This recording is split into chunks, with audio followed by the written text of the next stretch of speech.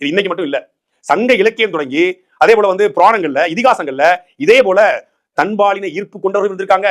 இதே போல திருநங்கைகள் திருந நம்பிகளும் இருந்திருக்காங்க. இந்தியாவில் கொண்டாடப்படுகிற பல்வேறு தெய்வங்களை கடவுள்களை இந்து சமூகத்தில் கொண்டாடப்படக்கூடிய மிக பிரபலமான இன்னைக்கு தென் மாநிலங்களில் கொண்டாட மிக பிரபலமான கடவுள்கள் கூட இதே போல ஆணுக்கும் ஆணுக்கும் பிறந்தவர்கள் என்று பேரை சொல்லி நம்ம எப்படி சொல்றதா மக்களுக்கு புரியும். நம்ம தவிர்க்கணும் தான் நினைக்கிறேன். ஆனா சமீபத்துல சாட்டை திருமுருகன் அவர் ஒரு LGBTQ வீடியோ போட்டிருப்பாரு.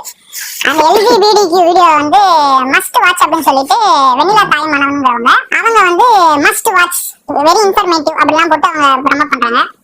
நாம் தமிழர் கட்சியோட மிக முக்கிய நிர்வாகியா இருக்கக்கூடிய பாக்கியராஜன் அவர்கள் அவரும் அதை ப்ரமோட் பண்றாரு.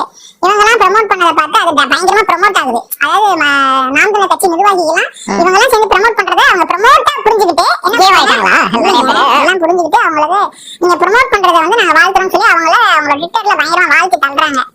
அப்படி வாழ்த்து மலையை பொறுத்துக்க முடியாம எப்பவுமே இந்த கட்சியில ஒருத்தர் கட்டுரை வரைதல் போட்டிக்கு ஒரு தயாரா இருப்பாரு. எப்பவுமே மணிசந்தில் அவர் ஒரு கட்டுரை வரையும் போட்டியில கட்டுரை வரைஞ்சிருக்காரு. நல்லா அழகா அந்த கட்டுரையில என்ன சொல்றான்னு பாத்தீங்கன்னா, பிற்போக்குவாதங்கள்லாம் போய் அது ஒழுங்கியல் ஒண்ணு இருக்கு வாழ்க்கையில.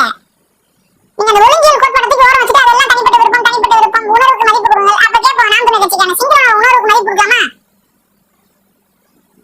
சிங்களோட உணர்வுக்கு மதிப்பு கொடுக்காமா? ஏன் அங்க மட்டும் அது உணர்வுக்குலாம் மதிப்பு கொடுக்காம நீங்க இது பண்றீங்க? தமிழர்கள் ஒடுக்கப்படுறாங்கன்னு ஏன் சொல்றீங்க? அவன் உணர்றான்ல, அந்த தீவு எங்களுக்கானதுன்னு உணர்றான்ல, விட்டுட்டு வந்துருங்க. சரியா இருக்குமா இது? அப்ப உணர்வு என்பது என்ன ஏது, அது உணர்வு சரியான உணர்வா தவறான உணர்வா? இப்படியே வரேன்.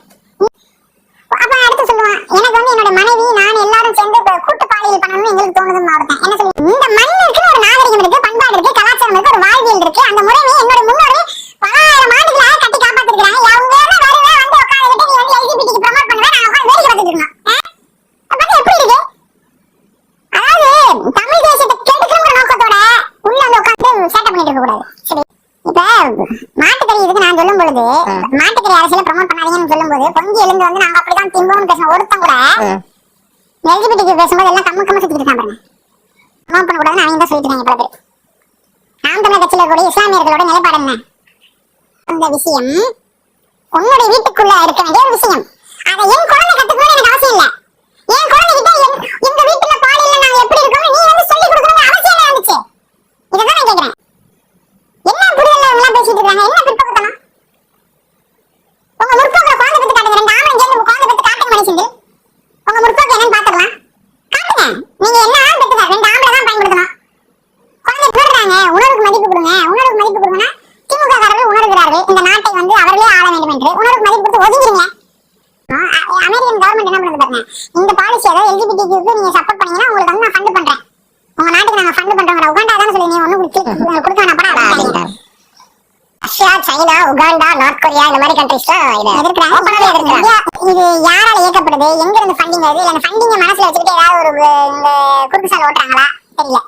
ஆனா இது ஆபத்து, தமிழ் சமூகத்திற்கு இது பேர் ஆபத்து. இதுல எனக்கு கடுமையான விமர்சிக்கக்கூடிய விஷயம் என்னன்னா, அவரோட பேசும்போது சைட் கேப்ல சங்க இலக்கியத்துல இருக்குது. எங்க இருக்குது சங்க இலக்கியத்துல? எந்த நூல்ல, எந்த பாடல்ல, எந்த வரியில ஓரணை செய்கை பற்றி குறிப்பிடுது? உடனே ஆதாரம் பேடுனா திருநங்கை. இது கூட இந்த ஒரு அடிப்படை அறிவு கூட எல்லாம் சில பேர் எடுத்துட்டு வராங்க. திருமண சடங்கெல்லாம் செய்து அதை அவங்களுக்கு ஒரு நிகழ்ச்சி போல அவங்க செஞ்சு அந்த மாதிரி வச்சிருக்காங்க. அடுத்து அவங்களுக்கு சாபம் விட்டா அவங்க யாரும் அவங்களுக்கு ஓரணை சேர்க்கை வேற பேடு வேற. இது கூட தெரியாதா? பாரியும் கபிலரும் இருக்கிற நட்பு. நீங்க விட்டா தளபதி படத்துல ரஜினியும் பேர் என்ன மம்முட்டி சாங்கு சக்கு சக்கு சக்கு சாங்கு சக்கு அப்படிதானே சொல்றீங்க. கபிலருக்கும் பாரிக்கும் இருந்த ஒரு நட்பை கொச்சப்படுத்தி எழுதிட்டு இருக்கீங்க. சங்க இலக்கியத்துல இருக்கிற என்ன இருக்குது? வழிபடுற வழிபாட்டு முறையெல்லாம் அப்படிதான் இருக்கு. என்ன இருக்குது? என்ன பேசுறீங்க நீங்க? யாரை திருப்திப்படுத்தி இதெல்லாம் பேசிட்டு இருக்கீங்க? ஐயப்பனுடைய கதை அது நம்ப போறீங்களா? ஹரிஹர சுதன் அப்படின்னா அது என்னன்னா, ஹரினா விஷ்ணுவா, ஹரன்னா சிவனா, இவங்க ரெண்டு பேரும் சேர்ந்து பிறந்தவர் தான் ஹரிஹர சுதன். சுதன்னா மகன் அர்த்தம். என்ன கதை? விஷ்ணுவையும் ஏற்கிறாரு, சிவனையும் ஏற்கிறாரு. இரண்டு பேரோட பிலாசபியும் ஏற்று இருந்தாருங்கிறதான் அதுக்கு பொருள். ரெண்டு பேருடைய வழிபாட்டையும் அவர் ஏற்றிருக்கிறாரு. ஐயப்பனாக இருந்தார். ஐயப்பனாக இருந்தார் வேற யாரும் ஐயனார் தான். தமிழ்நாட்டில் கூட ஐயனார் தான், கேரளால ஐயப்பன். உடனே ஐயப்பனுக்கு ஒரு ஹோமோசெக்சுவல் கதையை இருக்குது அப்படின்னு சொல்லி அதை உருவாக்கி விட்டு இருக்கு. அந்த புராணம் எங்க இருந்து வந்துச்சு? வெளியில இருந்தாங்க கொண்டு வந்து வச்சது. நீ இருக்கிற கடவுள் எல்லாத்தையும் வச்சுட்டு அவங்க இஷ்டத்துக்கு புராணம் எழுதிட்டாங்க. உடனே இதெல்லாம் நம்புற மாதிரியா இருக்கு? புராணத்துல இருந்துச்சு, புராணத்துல உலகம் கஷ்டத்துக்குள்ள இருந்துச்சு.